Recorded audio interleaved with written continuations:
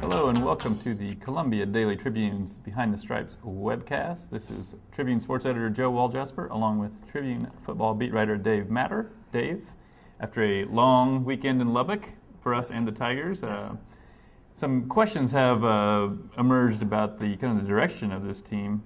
A couple weeks ago, they're 7-0, sixth in the BTS standings. Now they're 7-2 after a 24-17 loss. And I guess the biggest mystery is what's going wrong with the offense. Just take a crack at what you think the problems are. Well, it seems to be they can't beat man coverage, which sounds simple, but the solution hasn't been, and that's what teams are doing. They're the last two opponents, Nebraska and Texas Tech, have gone about defending Missouri's spread formations, and mostly it's empty set formations when it's just the quarterback back there with similar looks, and they're getting the same results.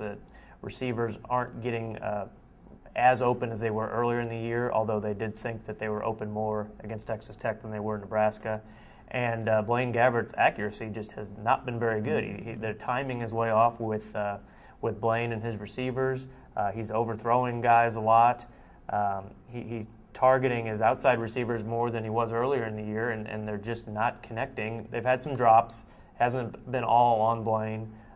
But for whatever reason, the connection between the quarterback and his receivers is just way off, and it's way off on third downs more than ever. And they have one of the worst third down offenses in the country right now, and that's really rare for Missouri since they went to the spread because that was really their specialty. Mm-hmm. I think a few things, even before the season started, we were kind of looking at this receiver core and saying there's not a lot of big play potential here. There's not guys who are like proven deep threats, and I think you're starting to see some of that. These are guys that have trouble getting off the jam, getting off tight coverage, and getting deep on people.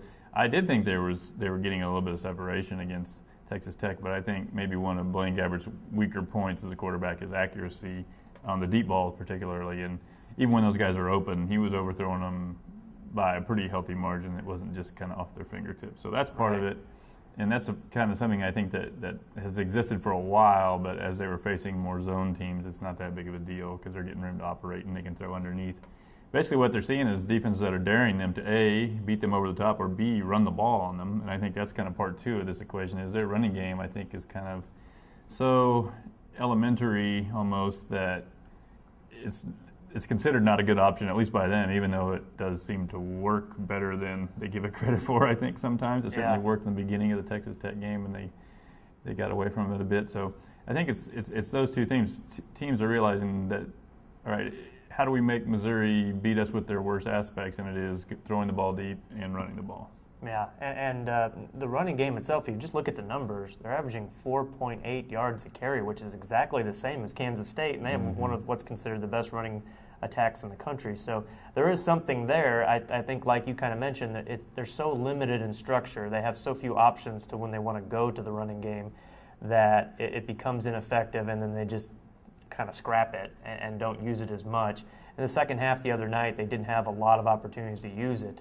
But maybe they got into that situation because they weren't using it in the first place, and that gave them so many snaps on offense. Okay, one of the things that came up late in the game, I know discussion in the press box, I'm sure amongst fans too, is do you think about pulling Blaine Gabbert? He finishes like 12 for 30 for 95 yards against the second worst pass defense in the nation. Putting in James Franklin, you're down by 7 points, so obviously you're still in the game. Just what are your thoughts on yes, no, they should have given Franklin a shot? It's a tough call. I say no. I think your quarterback was excellent 2 weeks ago against the number one team in the country. I think he's earned the benefit of the doubt at this point. He's had a good number of comeback wins in his career. That San Diego State game earlier in the year when they were down with a minute to go. And granted, that was a lot of T.J. Moe making that happen, but Blaine did deliver the last two passes of that game. As bad as he looked, I don't know if big picture is it really worth taking him out, and then whether or not Franklin can deliver the win or not.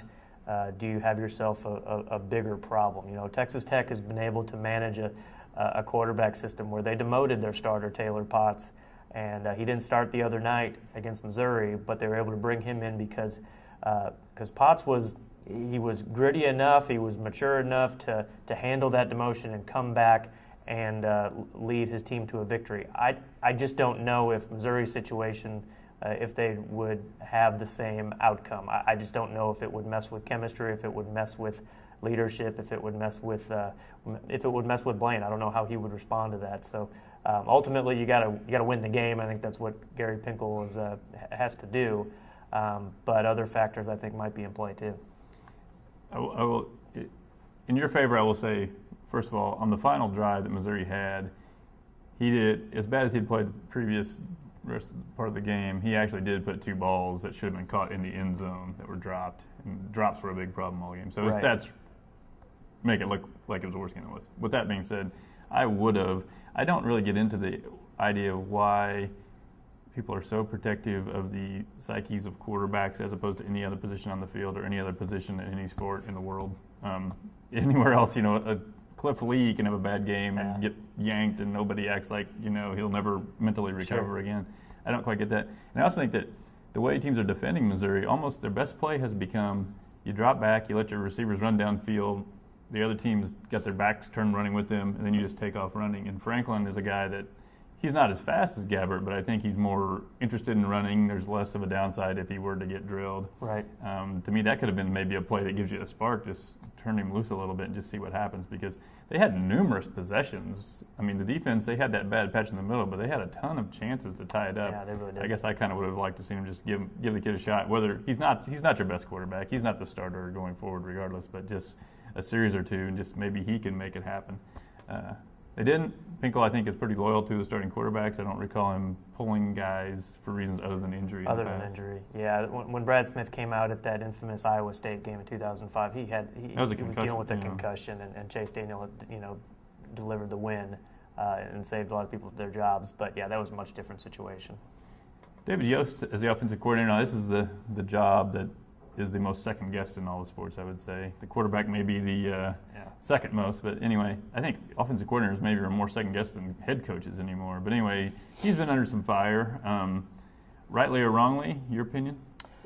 It's a very fickle job. I mean, 2 weeks ago, this guy was a genius because he put together this very inventive game plan against Oklahoma, and now people are upset again. I thought he put Gabbert and the passing game in position to make plays in that game. I mean, there were some bad passes, there were some drops. I think the analogy would be if you or I had a broken keyboard and whatever button we pressed, even if it was the right one in our mind, it wasn't put up the right words and letters. Ultimately, though, it's our job to get that fixed or get a new keyboard. And even though we're judged on the results of what we do in our job, I think ultimately David Yost is going to be judged by how he fixes this issue right now, because it's problem-solving time for him. And he says he enjoys that aspect of the job, but this is tough. So he's got to get this figured out. If they can make some adjustments and fix this problem that they have in going up against man defenses, where he said on Monday that basically there's a Big 12 book on how to stop the empty formations and the spread formations, and right now everyone's reading it. It doesn't take a genius to figure out that Kansas State is going to drop what they're doing and go to a version of this for this week. So he's got to get it figured out. If he does, I think he comes out looking okay, but ultimately he has to put his players in position to have success, and he has done that in games in the past, so he has the ability to do it. I think he has the players to do it, but for whatever reason, what they're trying isn't working. I like him a lot, and I think when we talk to him, we really enjoy the conversation, and he can explain why the things that are going wrong are going wrong. I think the problem is, and you mentioned a few times, empty backfield, and at some extent, I think he's a passing game guy. I think that's what interests him the most, and to get the most toys on the field, he's going to the empty backfield. But I think he's painted himself into this corner where, boy, what can we do? We've got this empty backfield. What can we do out of this? Well, you don't have to have an empty backfield. You've got other formations, and then you can use them. And I think you can't treat the running game as quite the afterthought that it's become, because you're going to be in third and long if you never run the ball on first or second down. So I think let's go back to getting into more one-back sets, or even having two running backs in the field. It's not like Missouri has so many great wide receivers; you can't afford to have two running backs. I mean, come on. Right. So I think to a certain extent he's painted himself into this corner with this problem. Let's just open our mind a little bit to the idea of you can still be operating out of the spread, but you can have backs. Sure. And you can see other teams. I think as we were watching football Saturday, waiting for this game to start, how many teams now have two backs in the backfield, one kind of in front of the quarterback and one behind. I mean, there are other ways to skin this cat, I think. Right. And ultimately, if Blaine Gabbert completes 5 more passes on Saturday, we're not sitting here wondering whether Dave Yost has lost his edge on play calling or not.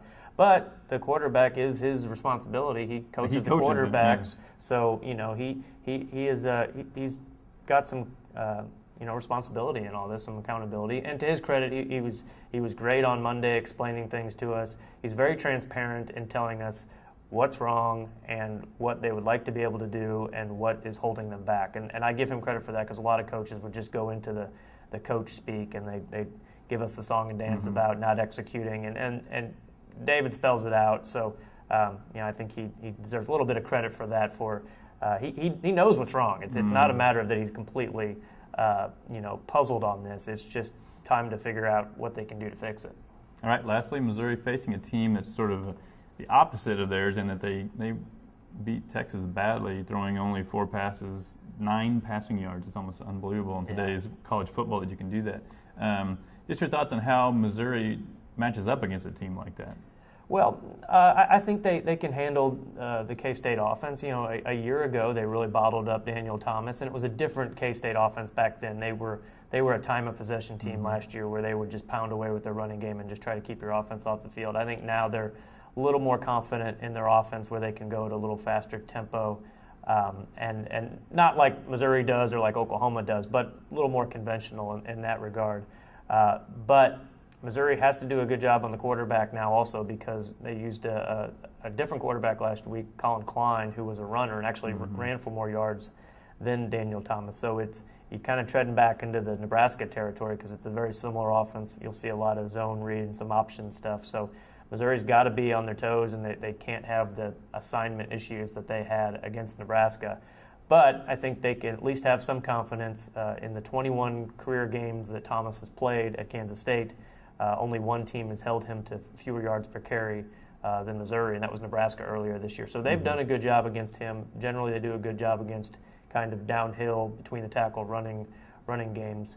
I think they have the ability on defense to limit this offense. And K-State's defense is absolutely worst in the conference and one of the worst in the country at stopping the run. So I don't know if that really plays into Missouri's hands very well, but this is an offense where spread teams have been able to run the ball on them.